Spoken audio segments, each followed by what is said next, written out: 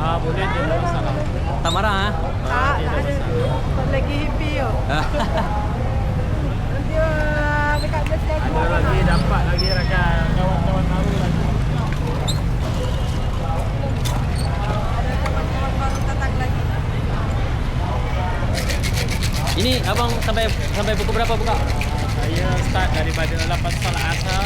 Lepas tu sampai jam 11. Jam 11 Dan kedai sampai 12. Bila pertama masih ada. Mesti ada customer punya kan? Kalau lah bila cuti sekolah kan memang ramai. Sekarang cuti sekolah abang? Malaysia tak ada. Ni, sini.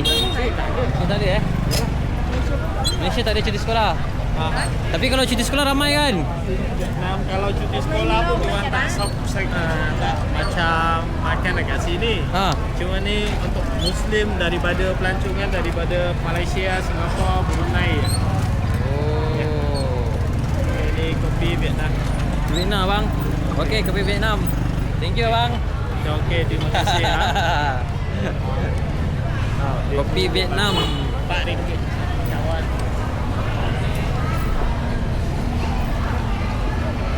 Abang nama siapa bang? Saya nama Ayub Kopi. Ayub Kopi ya bang.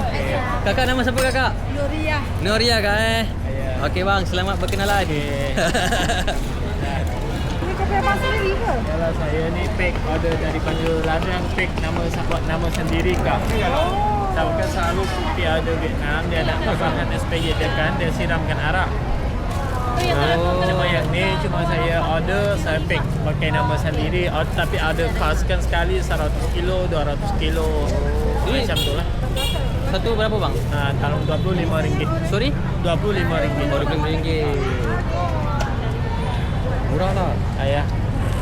Tak apa bang, saya duduk sini. Besok saya datang lagi, insyaAllah saya beli. Terima kasih. Okey. Ini tinggal tambah air panas, letak susu. Tidak, ni kena rebus. Kena rebus Ini bukan instant. Yang ni powder coffee kan. Kena pakai penapis, tapis atau kita rendam masak macam telitong tu. Oh, dia tak boleh. Tak boleh, tak jadi. Kau boleh Milo tu? Milo. Tapi kalau letak air panas tak jadi bang. Dia tak kembang Yalah, tak kembang. Kopi dia tak masak lah. Oh, dia kena masak bang Kena letak susu lepas tu boleh jadilah. Oh, saya baru tahu. Kalau abang tak begitu saya tak tahu. Yalah, ni kalau kita sibuk, kita buat siap kan satu penapis, satu botol macam ni, tinggal telepati lah. Tak basi lah, sebulan tak basi. Lagi lama lagi sedap. Macam itu bang Sekali buat dalam 1 liter lebih air, kita rebuskan, basahkan. Satu ni dapat berapa? Ni dalam 2 botol macam ni. 2 botol. Ni berapa 1 liter Ni dalam dekat 1 liter. Tak sampai lah, tak sampai 1 liter. Tapi sekali buat 5 kilo boleh dapat dalam 2 liter lebih. Tapi bila buat masak kopi, letak garam sikit. Biji garam biji kan. Nanti dia dapat hujung sudu je. Sikit je lah. Memang macam tu abang? Kadang-kadang kopi dah sama, tapi cara buat salah pun tak jadi juga. Abang, kalau kopi je lah letak ais, lain-lain tak payah Yalah, yang lain-lain kita tengoklah. Kopi hitam letak gula. Kalau kopi hitam letak garam juga? Taklah, maksud saya lah, masa kita rebus tu kita letak garam sikit. Bukan dah jadi bukan. tak payah bukan.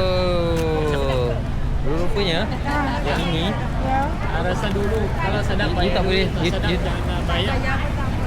Bang, tak sedap jangan bayar bang Ya, okey bang, saya rasa sekarang. Okey bang, besok jumpa lagi. InsyaAllah. Terima kasih bang